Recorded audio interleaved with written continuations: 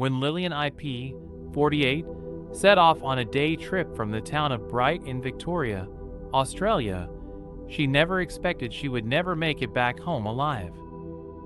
Yet when her car became stuck in the mud and became bogged on a rural road, she suddenly faced the prospect of being stranded in the bush, with no one around to help. With no way to call for help and dense bushland making it difficult to walk to the nearest town, IP had few options.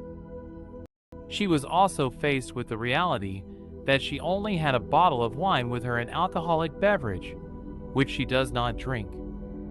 It wasn't until 5 days later that IP would be saved, and given the conditions, it seemed no one would ever find her. With no water, food, or electricity, IP thought it was her time to go off to the next life. She wrote a goodbye letter to her family, telling them how much she loved them, in case that she didn't make it out alive. But just when she was about to give up, IP heard a familiar noise in the air, the sound of helicopter blades coming closer. Security forces had been searching for IP for days, with no luck.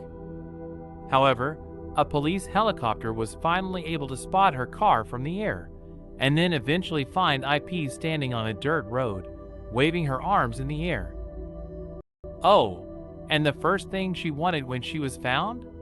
A cigarette and a drink of water. It's a miracle that IP was able to survive after 5 days out in the wilderness. And although her journey was no doubt difficult, the 48-year-old is thankful that she was found in time.